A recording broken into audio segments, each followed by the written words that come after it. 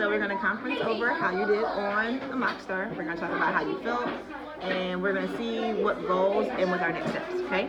So overall, how did you feel about the test? Kind of bored. What do you mean bored?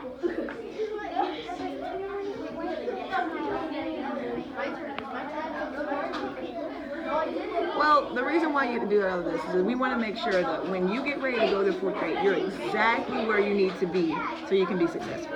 So even though it could be boring, we got to really see what you can do. So you got to, take those breaks, slow down. Like I told you, if you need to take a break, take a break. You have 4 hours to complete the test, okay? But really show what you know, all right? So overall, how do you feel like you did on the test?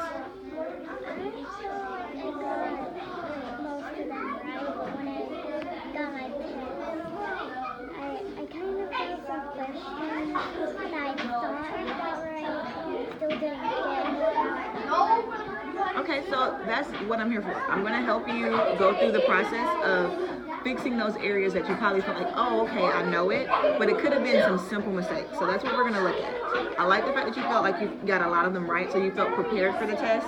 But what we're going to do is we're going to look at those areas that were kind of shaky for you, and we're going to make sure that we fix those areas, okay? So let's look at what it's like for you to pass. Now, in order to pass STAR, you have to get a 50% average. And I know that when we see 50% on the test, we're like, oh my gosh, that's not good. But for STAR, that means you had the bare minimum of what you needed to pass, okay? So to get a 50%, you had to get at least 16 right, okay? So we're gonna look at where you fell, and we're gonna talk about what we can do to make you better and our next steps, okay? So Miss Mia, according to here, if that would have been the real STAR test, yes, you would have passed. You got 20 out of 32 questions correct. How does that make you feel?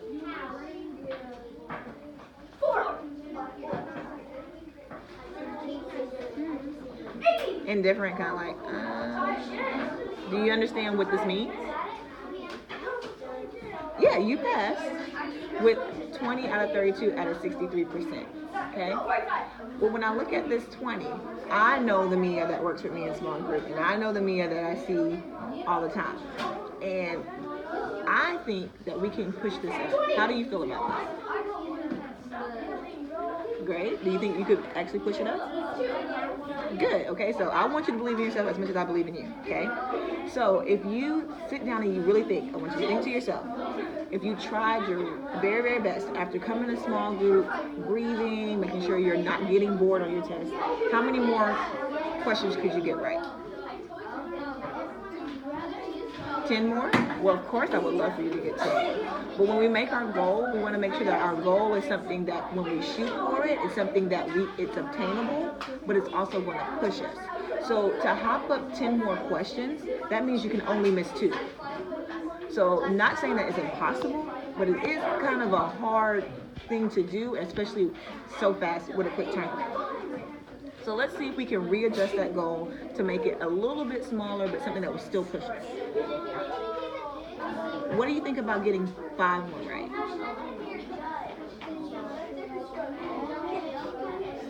An average kind of score? You want to see what that would look like? Okay. So I'm going to use my phone to show you what that would look like. If you get 5 more right, that means you got 25 right. And if I divide that into 32, that'll give me a 78%. So that's a high C going into a B average. How do you feel about that? Yeah, you're right. Almost close to a B. If we round it, if they probably round that score up, you're going to probably have like an 80% average. Or do you want to go for 6 questions right? 6? Okay. So if we do 6 questions right, that will give us 26. And that will get us exactly out of 81. You feel good about that? That's a B average. Feel good about that? All right. I think that you definitely can get 6 right. But in order to do that, when we're in small group, you got to stay focused and you really got to make sure that you're doing all those strategies, okay? Think we can make that happen? All right, cool. Let's work on it. Bye.